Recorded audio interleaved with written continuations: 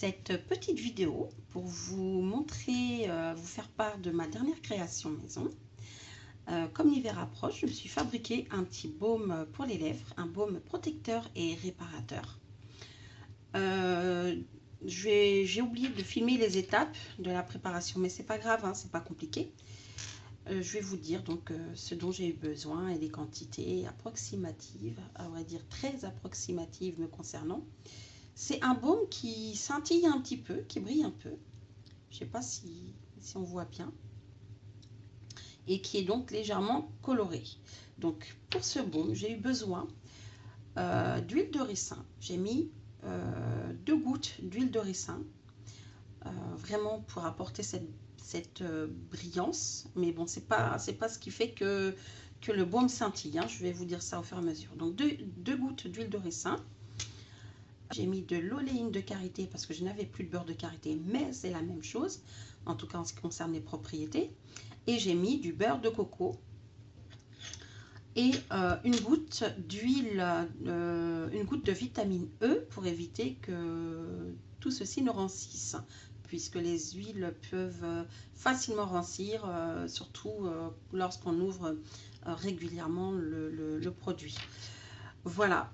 Alors, pour les quantités, écoutez, ce petit pot, hein, d'ailleurs ce petit pot c'est pour ma part un recyclage, hein, qui peut contenir jusqu'à 8 ml de produit. Et là en fait j'ai rempli à moitié, parce qu'en fait c'est la première fois que je fabrique mon baume. Et bon, je me suis dit je vais faire une petite quantité, comme ça si ça ne me convient pas, ben ce sera pas trop perdu.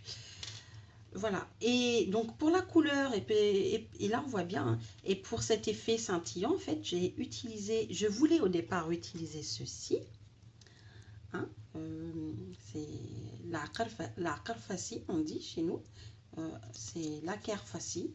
C'est en fait une poudre minérale, végétale, pardon, hein, extraite du coquelicot. J'ai pas pu mettre parce qu'elle s'est cristallisée et j'ai eu beaucoup de mal à la dissoudre. Donc finalement j'ai utilisé autre chose.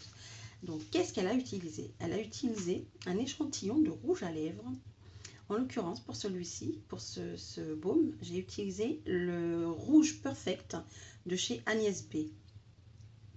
Bon, cherchez plus, hein, ils ont le site à fermer malheureusement. Voilà. Donc après, vous pouvez mettre, vous n'êtes pas obligé même de colorer le produit, hein, vous pouvez mettre toute autre chose. Voilà. Qu'est-ce que j'ai oublié de dire? Oui, donc pour les quantités, du beurre de karité, du beurre de mangue et d'huile de coco et de l'huile de karité, j'ai utilisé une toute petite cuillère à dessert. Donc voilà. Je la mets à côté, comme ça vous vous rendez bien compte de la taille, parce qu'en fait j'ai pas pour un si petit truc là, voilà, j'ai vraiment, on va dire, j'ai utilisé, allez, même pas une cuillère, on va dire la moitié de la cuillère de beurre de coco, la moitié d'huile d'oléine de karité et un tout petit peu plus de la moitié de beurre de mangue. Voilà. Il n'y a pas, voilà, en fait tout dépend du contenant, hein, de la capacité du contenant, puis aussi de la quantité de produits que vous voulez faire. Vous pouvez très bien faire au fur et à mesure, et si vous voyez qu'il n'y a pas voilà, beaucoup, petit bonus en fait, un petit bonus. Là j'ai mon mascara que j'ai depuis un petit moment, et en fait il s'est desséché. Donc l'astuce, c'est de mettre 1 ou 2 gouttes d'huile de ricin qui va en fait donc permettre à la pâte, là, au mascara de se réhydrater, si je puis dire. Voilà. Et en plus l'huile de ricin est un excellent fortifiant pour les cils, pour les cheveux, puis en plus il est réparateur, etc. etc. Voilà, ben c'est fini. Je vous montre juste, voilà, hein.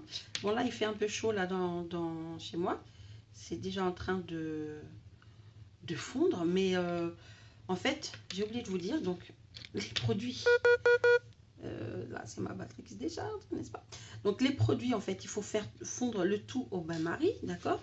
Une fois que vous avez fait fondre au bain-marie, vous transvasez dans ce petit contenant. Vous allez mettre ça au congélateur une demi-heure pour que ça se fige bien.